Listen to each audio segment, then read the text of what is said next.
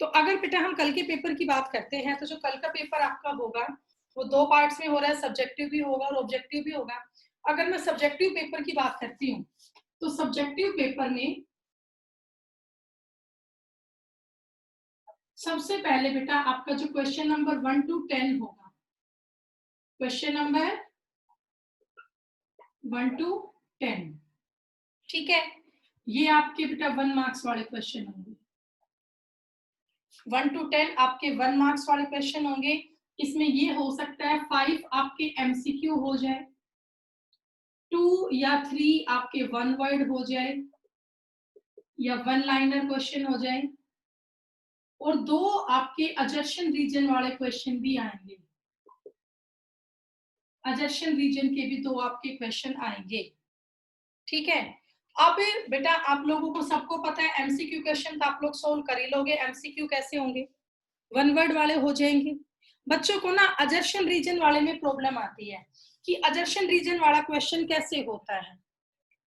तुमने 10th में chemistry में जरूर किए होंगे अजर्शन रीजन वाले क्वेश्चन, है ध्यान? Yes ma'am. मैं आपको बता देती हूँ उसमें होता क्या है। बेटा अजर्शन मतलब कोई भी एक स्टेटमेंट होती है, कोई भी एक स्टेटमेंट होती है। जैसे कि मैंने एक स्टेटमेंट लिख दी बेटा, कोई भी एक सिंपल सी स्टेटमेंट हम ले लेते हैं,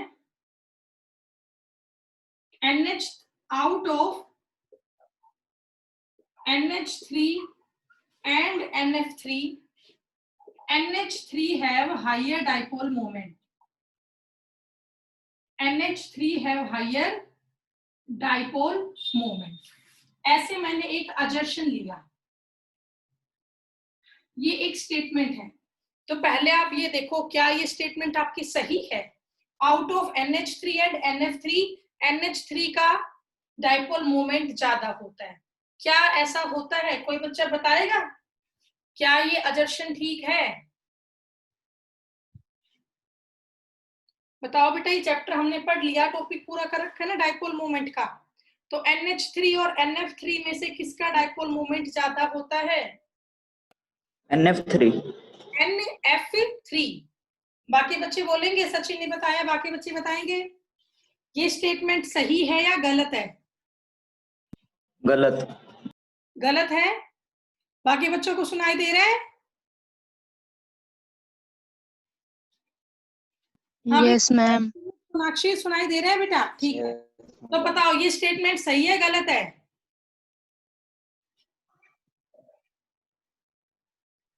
बोलो बेटा। NH3 और NF3 में किसका डाइपोल मोमेंट ज्यादा है? फिर आप क्या तैयारी कर रहे हो? ये होता है NH3, ये है NF3। डायरेक्शन आपको सिखा रखी है, एटम टू लोन पेयर तो यहाँ होगी। N और H में आपको पता है H एटम पे स्लाइड पॉजिटिव चार्ज आएगा। मैम NH3 होगा। हाँ, अब आप देखिए यहाँ पे ये डायरेक्शन है NH3 की, और N और F में बात करती हूँ तो F ज्यादा नेगेटिव है, तो ये डायरेक्शन होगी, पॉजिटिव टू नेगेटिव होती है डायरेक्शन। तो आप बताओ अब किसका नेट डाइपोल मोमेंट ज्यादा आएगा, NH3 का या NF3 का? NH3। NH3 का रिजल्टेंट डाइपोल मोमेंट ज्यादा आएगा, और स्टेटमेंट यही तो कह रही है कि NH3 का ज्यादा है क्या डाइपोल मोमेंट। तो आप क्या कहेंगे? अजर्शन इज करेक्ट, अजर्शन इज करेक्ट, ठीक है, ये आपने लिख दिया। अच्छा, अब मैंने इसके लिए रीजन लिखा है, नाइट्रोजन इज मोर इलेक्ट्रोनेगेटिव। मैंने इसके लिए रीजन लिखा है nitrogen is more electronegative than hydrogen, so it increase the net dipole moment of NH3। तो आप बताओ जो ये रीजन है क्या ये इसी स्टेटमेंट का है, इसी अजर्शन का है? बोलिए बेटा, जो ये रीजन मैंने लिखा है ये इसी अजर्शन का है या नहीं है, ये पूछ रही हूँ मैं आपसे। Yes ma'am. है ना बेटा? तो आप क्या कहेंगे, अजर्शन भी करेक्ट है और रीजन भी करेक्ट है, और जो रीजन है वो करेक्ट एक्सप्लेनेशन दे रहा है अजर्शन की। तो आपको उसमें 4 या 5 ऑप्शन दिखेंगे। एक ऑप्शन हो सकता है assertion and reason both are correct, एक हो सकता है बोथ आर इनकरेक्ट, एक हो सकता है अजर्शन ठीक है रीजन गलत है, एक हो सकता है अजर्शन ठीक है रीजन गलत है, ये भी हो सकता है अजर्शन रीजन दोनों ठीक है और रीजन प्रॉपरली एक्सप्लेन कर रहा है अजर्शन को, और ये भी हो सकता है अजर्शन रीजन दोनों ठीक तो है बट रीजन एक्सप्लेन नहीं कर रहा अजर्शन को। तो वहां पे ऑप्शन आपको दिखेगा ए बी सी डी, तो आंसर तो इसका एक ही ऑप्शन होगा, ए बी सी या डी कोई भी एक होगा। तो आपको देखना है क्वेश्चन को अच्छे से, किसका ऑप्शन क्या होगा। बताओ, कर लोगे इस क्वेश्चन को आप? ऐसे दो पक्का के Yes, ma'am. 12th में तो 5 क्वेश्चन आते हैं ऐसे, 11th में भी 5 आते। अगर पेपर आपका 70 मार्क्स का होता ना तो यहाँ भी आपके 5 क्वेश्चन आते, लेकिन अभी आपके 1 या 2 क्वेश्चन कंफर्म आएंगे। तो शुरू के जो आपके 10 क्वेश्चन सेक्शन ए होगा आपका, वो 1 मार्क का सेक्शन होगा पूरा, तो उसमें एमसीक्यू भी आएंगे, 1 वर्ड 1 लाइनर भी आएगा, अजर्शन रीजन क्वेश्चन भी आएंगे। ठीक है, इसके बाद अगर हम बात करते हैं सेक्शन नंबर 2 की, तो सेक्शन नंबर 2 जो आपका होगा वो आपका 2 मार्क्स क्वेश्चन का होगा। सेक्शन ए हम डिस्कस कर चुके हैं। इसके बाद अगर मैं बात करती हूँ सेक्शन बी की, तो इसमें आपके 2 मार्क्स के क्वेश्चन होंगे। ठीक है, और 3 ही क्वेश्चन इसमें आएंगे, question number 11, 12 and 13, each carry 2 marks. ठीक है, अब ये भी हो सकता है 2 मार्क्स में एक ही क्वेश्चन आ जाए, पर बेटा बता दूं मैं, केमिस्ट्री में ना एक ही क्वेश्चन कम आता है, ज्यादा क्वेश्चन पार्ट्स में आते हैं। तो 2 मार्क्स में भी 2 पार्ट में क्वेश्चन आएगा, ए और बी। 3 क्वेश्चन है, मान लिए 2 आपके पार्ट में आ गया, एक पूरा 2 मार्क्स का ही आ गया। तो इस तरीके से आपको ये क्वेश्चन करने हैं। ठीक है, उसके बाद जो आपका सेक्शन सी होगा वो 3 मार्क्स क्वेश्चन का होगा। 3 क्वेश्चन आपके 3 मार्क्स के होंगे।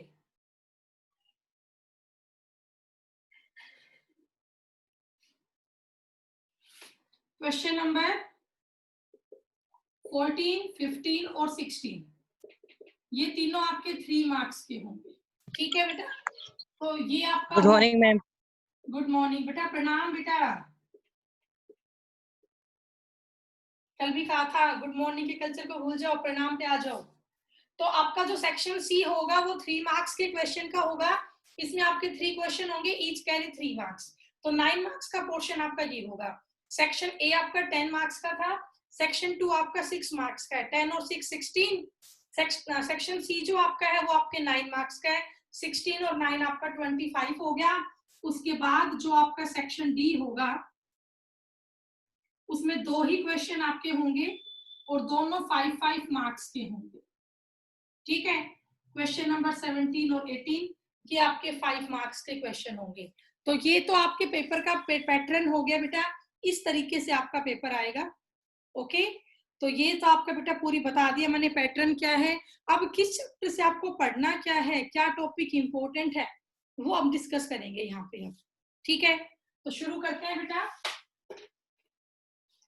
अटेम्प्टेशन बहुत ही अच्छी होनी चाहिए आप लोगों की। बेटा एक प्रॉब्लम और आ रही है हमें, मैंने सेम प्रॉब्लम 12th क्लास में नोट की। आप लोग ना पीडीएफ को अच्छे से बना के नहीं देते हो, या तो बिल्कुल ही ऐसा दिखता है, ब्लर दिखता रहता है उसमें, या क्लैरिटी नहीं होती, बहुत ज्यादा वाइट कर देते हो उसको। ठीक है, या किसी का तो पेज ही सीधा नहीं होता, पेज बिल्कुल टेढ़ा होता है, उसी का पीडीएफ ले लेते हो, या पता नहीं कैमरे को कैसे रखते हो, पेज में ढंग से दिखता ही नहीं है। तो प्लीज आप लोग जब पीडीएफ भेजे भाई, जिनके लिए आना पॉसिबल ना हो पाए, तो पीडीएफ को प्रॉपर ढंग से बना के भेजा करो बेटा, ताकि हम प्रॉपरली उसको चेक कर सके, एक एक पॉइंट आपका दिखना चाहिए उसमें। ठीक है, तो थोड़ा सा राइटिंग का स्पेशली आप लोग ध्यान रखना, अटेम्प्टेशन बहुत अच्छी करो, क्वेश्चन को सेक्शन वाइज करने की कोशिश करना। तो अब इसके बाद हम थोड़ी सिलेबस की बात कर लेते हैं। तो अगर मैं बात करूंगी सिलेबस की, तो सबसे पहले हम डिस्कस करेंगे चैप्टर 1 के बारे में। चैप्टर 1 से बेटा एक तो आपका छोटा क्वेश्चन बनता है, ठीक है, एक तो आपका बनता है short answer type question, 1 word 1 liner ऐसे होगा। एक क्वेश्चन तो आपका शॉर्ट आंसर टाइप बनेगा, ये आपका स्टार्टिंग के टॉपिक से बन सकता है, जैसे एड्स है, एड्स के ट्रीटमेंट पे कौन काम आता है, एजेडिटी, कैंसर के ट्रीटमेंट में कौन काम आती है? सिस्प्लेटिनोटैक्सोल। ठीक है, तो इस तरह के छोटे क्वेश्चंस आपके बनेंगे स्टार्टिंग में। What is Avogadro number, what is mole, what is Loschmidt number, ये सब मैंने आपको नोट्स में प्रोवाइड करवा रखे हैं।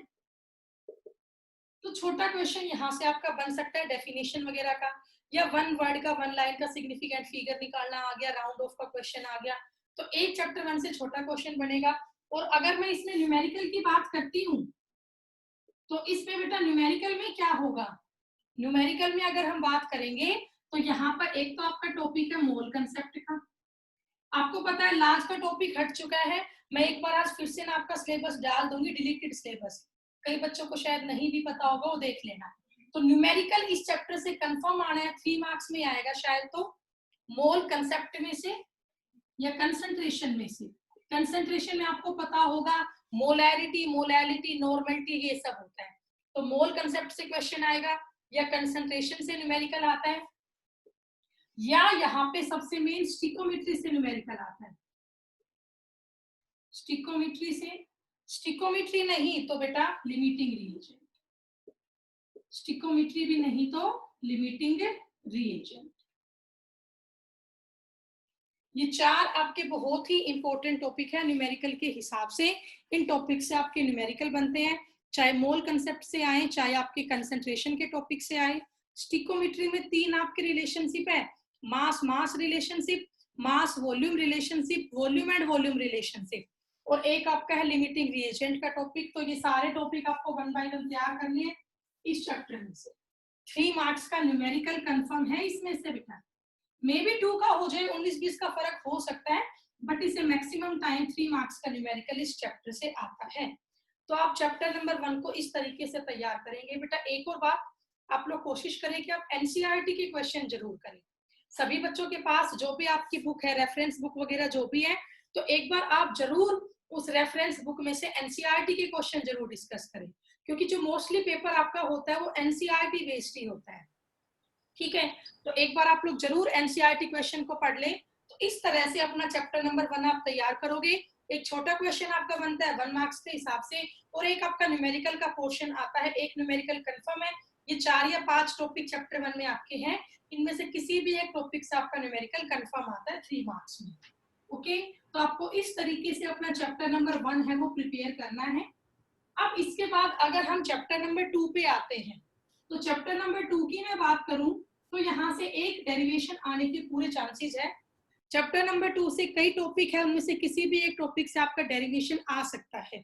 तो अब वो डेरिवेशन जो है वो किन किन टॉपिक से आ सकता है, डिलीटेड सिलेबस आप लोगों को पता ही होगा। तो जो डिस्कवरी है इलेक्ट्रॉन, प्रोटॉन, न्यूट्रॉन, ये सब तो आपका हट चुका है, अब ये सब तो आपके सिलेबस में है नहीं। तो उसके बाद आपको क्या क्या पढ़ना है वो आप लोग देखिए। तो एक तो आपको यहाँ पे करना है इलेक्ट्रोमैग्नेटिक वेव थ्योरी। इसके 2 या 3 पॉइंट है, एक बार पढ़ोगे तो आपको याद हो जाएंगे। इलेक्ट्रोमैग्नेटिक वेव थ्योरी, ठीक है। इसके बाद बेटा अगर हम यहाँ पे बात करते हैं कैरेक्टरिस्टिक्स ऑफ वेव, इसमें फ्रीक्वेंसी क्या है, थ्रेशोल्ड फ्रीक्वेंसी क्या है, ये सब आ जाता है। एम्पलीट्यूड क्या है, वेलोसिटी ऑफ वेव क्या है, कैरेक्टरिस्टिक्स ऑफ वेव, ठीक है। ये टॉपिक सब आपको नोट्स में मिलेंगे एज इट इज। उसके बाद आपको यहाँ पे प्लैंक्स क्वांटम थ्योरी करना है, प्लैंक्स क्वांटम थ्योरी। इस टॉपिक को पूरा करना है, इसमें काइनेटिक फोटो इलेक्ट्रिक इक्वेशन भी आएगी, तो आपको ये टॉपिक तैयार करना है प्लैंक्स क्वांटम थ्योरी का। उसके बाद बोर्स मॉडल ऑफ एटम भी इंपॉर्टेंट है, बाकी मॉडल ऑफ एटम सिलेबस से हट चुके हैं। Bohr's model of atom important है, इससे एक न्यूमेरिकल बहुत बार आता है, नंबर ऑफ इमिशन लाइन निकालने का, नंबर ऑफ इमिशन लाइंस निकालने का आपको नोट से मिल जाएगा। ये फॉर्मूला होता है summation n2 minus n1, number of emission line निकालने का ये फॉर्मूला होगा समेशन n2 माइनस n1। आपको करवा रखे हैं, इलेक्ट्रॉन की ट्रांजिशन हो रही है, n इक्वल टू 5 से 2 पे आ रहा है, 4 से 3 पे आ रहा है, जहां भी आ रहा है, तो फाइनल माइनस इनिशियल आपको करना है। ये टॉपिक आपको मिल जाएगा उसमें, ठीक है। एक और इम्पोर्टेंट टॉपिक है dual nature of light, dual nature of light या मैटर ऑफ रेडिएशन, मतलब डी ब्रोगली इक्वेशन। इसको हम क्या बोलते हैं, de Broglie equation. De Broglie equation भी आपका काफी इंपॉर्टेंट टॉपिक है, ये भी आपको तैयार करना है, अब देखो अवेयरनेस तो पता चल रही है ना, बच्चे क्लास में भी नहीं आए तो वो क्या तैयारी कर रहे हैं पेपर की, डी ब्रोगली इक्वेशन। ठीक है, तो ये टॉपिक है। उसके बाद और टॉपिक हम डिस्कस करेंगे अभी। अब भाई हो सकता है डेरिवेशन ना है, न्यूमेरिकल भी आ जाए, लेकिन डेरिवेशन भी आएगा जरूर। एक और टॉपिक है इसमें डेरिवेशन का ही, हेज़नबर्ग अनसर्टेनिटी प्रिंसिपल। हेज़नबर्ग अनसर्टेनिटी प्रिंसिपल, और है ना जो इसका सिग्निफिकेंस है एक हेज़नबर्ग अनसर्टेनिटी प्रिंसिपल का, वो सिग्निफिकेंस भी बहुत इंपॉर्टेंट है। Why electron can not exist in the nucleus, कि भाई इलेक्ट्रॉन न्यूक्लियस के अराउंड घूमते क्यों रहते हैं, why electron do not exist in nucleus. तो ये भी एक इंपॉर्टेंट टॉपिक बनता है इससे। ठीक है, तो आप इंडियन टॉपिक्स को तैयार करोगे चैप्टर नंबर 2 से। उसके बाद का टॉपिक मैंने तुम्हें कई बार रिवाइज करवाया, इंपॉर्टेंट टॉपिक है क्या, क्वांटम नंबर। क्वांटम नंबर ये टॉपिक आप लोगों को आता होगा, यहाँ से छोटा क्वेश्चन भी आ सकता है 1 नंबर में, कोई भी क्वेश्चन बन सकता है, वैल्यू निकालो हर एक क्वांटम नंबर की, या आप ये बताओ ये ऑर्बिटल पॉसिबल है या नहीं है। तो क्वांटम नंबर तो है ही इंपॉर्टेंट टॉपिक। उसके बाद 3 आपके रूल्स है for feeling of electronic configuration, rules for feeling of electronic configuration. एक तो आपका आफबाउ प्रिंसिपल है, एक n+l रूल है, एक पाली एक्सक्लूजन प्रिंसिपल है, और एक और है आपका बेटा लास्ट हंट्स रूल। ये चारों भी आपके काफी इंपॉर्टेंट रूल है, इनसे भी क्वेश्चन बहुत बार बनता है। आपका प्रिंसिपल n+l रूल आपका है, पाली एक्सक्लूजन प्रिंसिपल है, और हंट्स रूल आपका है। ठीक है, तो इन टॉपिक्स को भी आप लोग तैयार करेंगे अच्छे से। एक कई बार क्वेश्चन आता है एक्सेप्शनल इलेक्ट्रॉनिक कॉन्फ़िगरेशन का, exceptional electronic configuration, exceptional electronic configuration of chromium and copper, exceptional electronic configuration of chromium and copper। तो ये सब टॉपिक आपके हैं चैप्टर नंबर 2 के, जो आप लोगों को तैयार करने हैं। ठीक है, इतना करना है भाई। अब इसके बाद बात करते हैं चैप्टर नंबर 3 की। तो भाई चैप्टर नंबर 3 तो है ही आपका थ्योरी का, इसमें मैंने आपको स्टार्टिंग के टॉपिक करवाए थे, अब वो सिलेबस से हट गए हैं, आपको पता होगा। जैसे हमने किया था Dobereiner law of triads, Newland law of octaves, Mendeleev law of periodic table. तो अब ये सब टॉपिक आपको नहीं करना, अब बेटा ये टॉपिक आपके डिलीट हो चुके हैं। तो अब आप लोगों को कहाँ से शुरू करना है, मॉडर्न पीरियोडिक टेबल से। अब आप लोग कहाँ से शुरू करोगे, आपको पूरी मॉडर्न पीरियोडिक टेबल आनी चाहिए। ठीक है, उसके बाद आपको एलिमेंट की लोकेशन का पता होना चाहिए कि कोई भी एलिमेंट है उसकी लोकेशन क्या है, मतलब वो किस ग्रुप में है और किस पीरियड में है। फिर आपको मैंने 4 ब्लॉक की कैरेक्टरिस्टिक्स करवा रखी है, S P D and F block, इनको आप नोटबुक से पढ़ लेना ये कैरेक्टरिस्टिक्स क्या है। उसके बाद अगर हम बात करते हैं यहाँ पे बेटा, तो कुछ पीरियोडिक ट्रेंड्स आपके सिलेबस में है। पीरियोडिक ट्रेंड्स, इसमें एटॉमिक रेडियस, आयोनिक रेडियस, ये सब मैंने करवा रखे हैं आपको। Atomic radius, ionic radius, ionisation enthalpy, ionisation enthalpy, electron gain enthalpy, electronegativity, electronegativity. ठीक है, और हम यहाँ पे बात कर सकते हैं इलेक्ट्रोनेगेटिविटी के अलावा metallic and non metallic character, metallic and non metallic character. ये सब आपको इस चैप्टर से तैयार करना है। ये आपकी पीरियोडिक ट्रेंड्स हैं, मतलब ये भी आपको पता होना चाहिए, ग्रुप में बढ़ता है, पीरियड में घटता है, कहाँ पे इंक्रीज हो रहा है, कहाँ पे डिक्रीज हो रहा है। तो आपको इनके पीरियोडिक ट्रेंड्स भी आने चाहिए ग्रुप और पीरियड के हिसाब से। ठीक है, कर लोगे बेटा। तो ये सब टॉपिक आपको तैयार करने हैं इस चैप्टर से।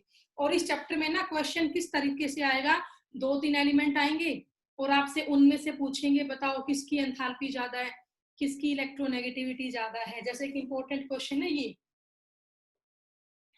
F2Cl2 Br2 और I2, इन चारों की अरेंज करने आती है बॉन्ड डिसोसिएशन एंथैल्पी। मैंने कई बार देखा, ये टॉपिक एग्जाम में बहुत बार आता है, ठीक है। तो सबसे ज्यादा होती है Cl2 की, Cl2 से कम Br2, Br2 से कम F2 और F2 से कम क्या होता है, I2। तो ये बहुत इंपॉर्टेंट क्वेश्चन है। एक electron gain enthalpy, electron gain enthalpy जो है ना, इसी का एक और नाम भी होता है बेटा इलेक्ट्रॉन एफिनिटी, ये भी आपको पता होना चाहिए। इलेक्ट्रॉन गेन एंथैल्पी का एक और नाम होता है इलेक्ट्रॉन एफिनिटी। इससे भी एक इंपॉर्टेंट क्वेश्चन आता है, अगर बात करते हैं इलेक्ट्रॉन एफिनिटी की ना, तो क्लोरीन की ज्यादा होती है फ्लोरीन से, then Br and then I। ये भी एक इंपॉर्टेंट टॉपिक बनता है, आपको करना है, ठीक है। तो चैप्टर नंबर 3 से आप ये मान के चलो एक क्वेश्चन अरेंज करने का जरूर आ सकता है। कोई भी 3-4 एलिमेंट या आयन आएंगे, उनका आपका अरेंजमेंट आपसे पूछ लेंगे। तो इस तरीके से आप लोगों को अपने चैप्टर नंबर 3 को तैयार करना है। नोट्स आपके नोटबुक के सफिशिएंट है, मैंने सब कुछ करवा रखा है, कुछ भी पेंडिंग नहीं है, उससे ज्यादा आप लोग मत करना। हाँ, उसके अलावा बेटा चैप्टर 1 के तो मैंने क्वेश्चन भी मोस्टली करवाई रखे हैं। उसके अलावा अगर आपको नीड हो तो आप उनके एनसीईआरटी क्वेश्चन कर सकते हो, लेकिन सबसे पहले आप फोकस करें, आप नोट्स तो कम से कम सारे याद करें, आपसे वही याद होंगे, पूरा दिन लगोगे तो भी। तो ये आपका चैप्टर नंबर 3 का सिलेबस है, इस तरीके से आपको चैप्टर नंबर 3 अपना प्रिपेयर करना है। अब इसके बाद जो चैप्टर नंबर 4 है, चैप्टर नंबर 4 बेटा ये चैप्टर आपका सबसे ज्यादा स्कोरिंग होगा, आप ये मान के चल सकते हो, ठीक है। एक तो बेटा टोटली आपके 6 चैप्टर आए रहे हैं, तो आप ये कह सकते हो 35 मार्क्स का आपका है, तो एक चैप्टर 5 या 6 मार्क्स की एवरेज रखेगा, ठीक है। चैप्टर 3 में भी 4 का हो जाए, चैप्टर 5 मान लो, चैप्टर 4 मान लो 7 के भी हो जाए 6 की जगह, तो चैप्टर आपके टोटल 6 है, 35 मार्क्स है, 5-6 की एवरेज एक चैप्टर से आप निकाल के चलें। तो अब हम बात कर रहे हैं चैप्टर नंबर 4 की। ये तो पूरा चैप्टर ही इंपॉर्टेंट है, मैक्सिमम स्कोरिंग चैप्टर ये आपका होगा। इससे डेरिवेशन और क्वेश्चन आएंगे, न्यूमेरिकल का पोर्शन तो इसमें कहीं है ही नहीं। चैप्टर नंबर 4 जो है, इसका पहला टॉपिक है आयनिक बॉन्ड, ठीक है। और आयनिक बॉन्ड के फैक्टर्स भी करने हैं, इसके 3 फैक्टर्स मैंने आपको करवा रखे हैं। 3 फैक्टर हैं। कैटायन की फॉर्मेशन के लिए फैक्टर कौन सा आपका, एंथैल्पी का है। कौन सी एंथैल्पी, आयोनाइजेशन एंथैल्पी। एनायन के लिए इलेक्ट्रॉन गेन एंथैल्पी, और फिर लैटिस एंथैल्पी करवा रखा है आपको, तो इसके फैक्टर्स जरूर करने हैं, इसके फैक्टर बहुत इंपॉर्टेंट है, ठीक है। उसके बाद आप ये मान के चलें, इस चैप्टर से स्ट्रक्चर बनाने कंफर्म आएंगे। स्ट्रक्चर का टॉपिक हमने किसमें कर रखा है, VS-EPR थ्योरी में। इस थ्योरी के बेस पे क्या क्वेश्चन आएगा, स्ट्रक्चर ड्रॉ करने आएंगे।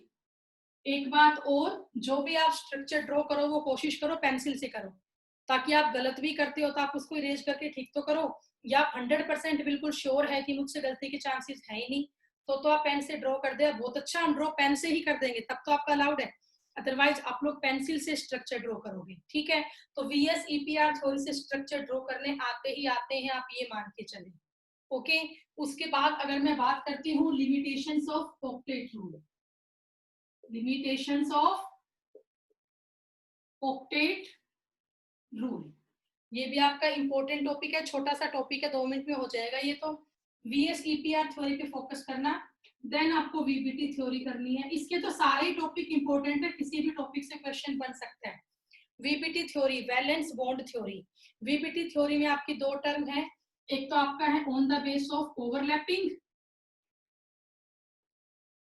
और एक आपका एनर्जी कंसेप्ट के बेस पे है। एनर्जी कंसेप्ट के बेस ये क्वेश्चन है कि H2 तो बन जाता है बट He2 नहीं बनता, और ओवरलैपिंग में आपको करना क्या है, SS ओवरलैपिंग, SP ओवरलैपिंग और PP ओवरलैपिंग। ये आपके VBT थ्योरी के टॉपिक है। उसके बाद जो नेक्स्ट टॉपिक हमारा होगा सिग्मा एंड पाई बॉन्ड।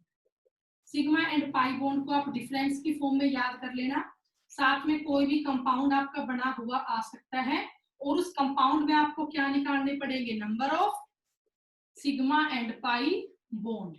ये आपको पता होगा, सिंगल बॉन्ड में सिर्फ एक सिग्मा बॉन्ड होता है, डबल बॉन्ड में एक सिग्मा एक पाई होता है, और ट्रिपल बॉन्ड में एक सिग्मा और 2 पाई बॉन्ड होते हैं।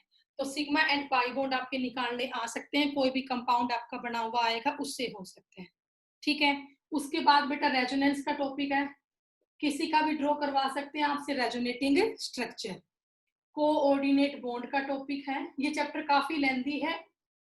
कोऑर्डिनेट बॉन्ड का टॉपिक है, कोवलेंट बॉन्ड का टॉपिक है, कोवलेंट बॉन्ड का टॉपिक है। उसके बाद यहाँ पे बहुत इंपॉर्टेंट टॉपिक है हाइब्रिडाइजेशन, पूरा टॉपिक मैंने आपको करवा रखा है। हाइब्रिडाइजेशन, इस टॉपिक को आपको जरूर करना है अच्छे से, इसमें आपको पूरा करना है sp hybridisation, sp2 hybridisation, sp3, sp3d, sp3d2, sp3d3, total आपकी 6 टाइप की हाइब्रिडाइजेशन है। और ओवरऑल इससे भी रिजल्ट क्या आता है, हम मॉलिक्यूल की स्ट्रक्चर ज्योमेट्री यहाँ पे पता करते हैं। और आपको मैंने हाइब्रिड स्टेट निकालने का फॉर्मूला भी करवा रखा है, ठीक है, करवा रखा है ना पूरा फॉर्मूला। एक्स निकालने का फॉर्मूला क्या है, number of valence electron plus में क्या लेनी है, number of monovalent atom, monovalent atom minus charge of cation plus charge of anion. तो वो फॉर्मूला आप लोग देख लेना, ये टॉपिक आपको तैयार करना है हाइब्रिडाइजेशन का। उसके बाद आपकी एमओटी थ्योरी है, एमओटी थ्योरी से आपका पूरा क्वेश्चन आता है, एनर्जी लेवल डायग्राम। बेटा मे बी 5 मार्क्स का एक क्वेश्चन इस चैप्टर से आएगा, आप ये मान के चले। एमओटी थ्योरी से आपका आएगा एनर्जी लेवल डायग्राम, आपको करवा रखे हैं N2O2 F2 इन सभी के साथ में, यहाँ बॉन्ड ऑर्डर भी आएगा। यहाँ से टॉपिक आप लोग बॉन्ड ऑर्डर का भी करोगे, और बॉन्ड ऑर्डर आपका कंपेयर करना भी आ सकता है। मान लो इन तीनों में कंपेयर करना आ गया, N2 पॉजिटिव, N2 नेगेटिव, तो आपका बॉन्ड ऑर्डर का टॉपिक अच्छे से आप लोगों को करना है। यहाँ से कंपैरिजन का टॉपिक बहुत बार आता है, कोई भी 3 आपको आयन दे देंगे, इसका बॉन्ड ऑर्डर आप लोग कंपेयर करो। यहाँ पे मैग्नेटिक नेचर भी पूछ लेते हैं कि ये पैरामैग्नेटिक है या डायमैग्नेटिक है, तो आपको समझा रखा है, एक भी अनपेयर्ड इलेक्ट्रॉन होगा तो पैरामैग्नेटिक होगा, और अगर सारे के सारे पेयर्ड इलेक्ट्रॉन होंगे तो वो डायमैग्नेटिक होगा। तो बेटा ये क्वेश्चन भी आपके आने के चांसेस होते हैं, बहुत बार मैंने ये क्वेश्चन देखा है। अरेंज करने का आता है बॉन्ड ऑर्डर को, 2-3 आयंस आपके दिए होते हैं, तो इस टॉपिक को आप तैयार करोगे। और लास्ट टॉपिक आपका है हाइड्रोजन बॉन्डिंग का, हाइड्रोजन बॉन्डिंग का छोटा सा टॉपिक है, 2-3 पेज का। हाइड्रोजन बॉन्डिंग आपको करनी है, 2 टाइप की होती है, इंटरमोलिक्यूलर, इंट्रामोलिक्यूलर। कुछ क्वेश्चन मैंने इस टॉपिक में करवा रखा है, मतलब चैप्टर नंबर 4 आप नोटबुक से पढ़ लेना, बाहर से आपको चैप्टर 4 में कुछ भी नहीं पढ़ना, बाहर से कुछ नहीं आएगा। चैप्टर 4 मैंने डिटेल्ड पूरा आपको करवा रखा है। एक टॉपिक मिस हो गया अभी, डाइपोल मोमेंट, डाइपोल मोमेंट। इस टॉपिक से क्वेश्चन कैसे आएगा, कोई भी 2 कंपाउंड, 2 मॉलिक्यूल आपको दिए होंगे, और आपको उन दोनों मॉलिक्यूल का डाइपोल मोमेंट कंपेयर करना पड़ेगा, किसका कम है किसका ज्यादा है। मे बी 1 मार्क्स में आए, सिर्फ ये पूछे बताओ किसका कम है किसका ज्यादा है। मे बी आपका 2 मार्क्स में आ जाए, तो फिर वो आपसे रीजन भी पूछेगा, इसका कम क्यों है इसका ज्यादा क्यों है। या आपको कोई 3-4 मॉलिक्यूल दे देते हैं, उनका आपस में कंपेयर करवा ले, डाइपोल मोमेंट इंक्रीजिंग ऑर्डर में निकालो या डिक्रीजिंग ऑर्डर में निकालो। तो इस तरीके से आपको बेटा अपना चैप्टर नंबर 4 है वो तैयार करना है। ये चैप्टर कम से कम 4-5 घंटे लेगा आपका, काफी बड़ा चैप्टर है, इंपॉर्टेंट चैप्टर, तो चैप्टर को आप ढंग से तैयार करें पूरे को, ठीक है। तो भाई ये चैप्टर तैयार हो जाएगा। अब इसमें कुछ शेप ऑफ मॉलिक्यूल के इंपॉर्टेंट टॉपिक है, जो मैंने तब आपको नहीं, बेटा 12th क्लास में आते हैं, बट मैंने देखा है कई बार 11th के एग्जाम में भी वो टॉपिक होते हैं। तो एक बार मैं आपको उन मॉलिक्यूल की शेप और करवा देती हूँ, ठीक है। तो भाई इस क्लास का टाइम तो पूरा हो गया, मैं एक और लिंक भेजती हूँ आप लोगों के पास, फिर हम चैप्टर 5-6 की बात करेंगे, और चैप्टर 4 में कुछ मॉलिक्यूल है उनके स्ट्रक्चर की बात करेंगे। प्लस में आप लोगों को कोई डाउट है तो तब तक ले आओ आप लोग।